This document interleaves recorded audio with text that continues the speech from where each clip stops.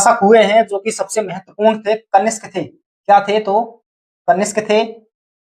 और इतिहास में इनको कुछ कार्यों के लिए जाना जाता है।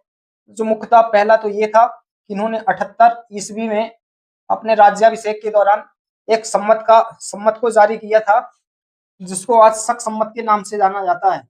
क्या? तो शक सम्मत के नाम से। और इसी का प्रयोग भारत सरकार भी करती है वर्तमान में। और दूसरा ये कि इसने बौद्ध धर्म को पूर्ण रूप से संरक्षण प्रदान किया था। इसने संरक्षण प्रदान किया। हम देखते हैं कि चतुर्थ बौद्ध संगति भी कनिष्क के समय कुंडलपुर कश्मीर में होती है।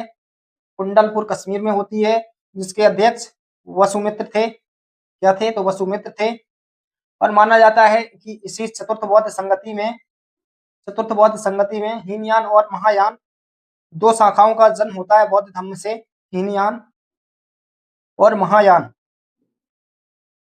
आगे हम देखें तो कनिष्क का हमें एक अभिलेख प्राप्त होता है, रेवा तक अभिलेख।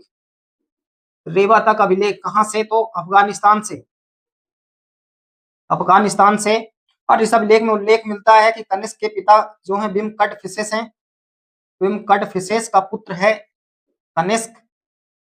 और यह भी उल्लेख मिलता है कि कनिष्क ने द्विभाषा और द्विलिपि युक्त सिक्कों का प्रचलन बंद कर दिया था। हम देखते हैं द्विभाषा या द्विलिपि युक्त सिक्के सर्वप्रथम यवनों ने जारी किए थे। आगे हम देखें तो कनिष्क के पश्चात जो शासक हुए हैं वो हुए हैं हुवेस्क। कौन हुए हैं? तो हुवेस्क। और हुवेस्क के बारे में हम देखें तो इसने भी अपने नाम पर कश्मीर में हुवेस्क नगर बसाया है, हुवेस्क नगर। और इसके सिक्कों पर हमें उमा, हरिहर उमा, पाशुपति शिव और चतुर्भुज विष्णु की उपाधि देखने को मिलती है। यह चतुर्भुज विष्णु का अंकन देखने को मिलता है। हुवेस्क के पश्चात शासक हुए हैं कनिष्क द्वितीय। कनिष्क द्वितीय। और इन्होंने रोमन राजाओं की भांति उपाधि भी धारण की है। तो इनकी दो उपाधियां महत्वपूर्ण हैं, सीजर, एक तो सीजर और दूसरी कैसर। जबकि कनिष्क द्वितीय के पश्चात अंतिम शासक हैं, जो अंतिम महान कुषाण शासक हुए हैं, वो है वासुदेव।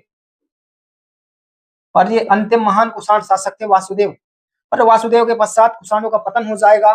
तो ईरान में तो ससानी वंश की स्थापना होगी कुषाणों के बाद, ससानी वंश की। और जबकि भारत में होगी नाग आभीर वंश की। नाग आभीर वंश की स्थापना होती है भारत में कुषाणों के पश्चात। ये कुछ फैक्ट थे